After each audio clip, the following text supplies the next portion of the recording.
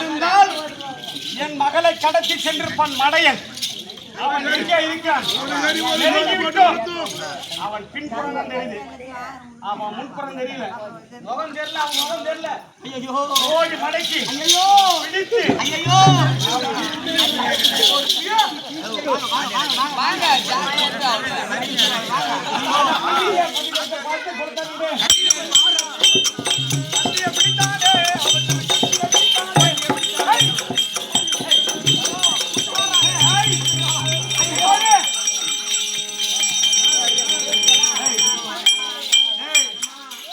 பச்சை மூஞ்சி,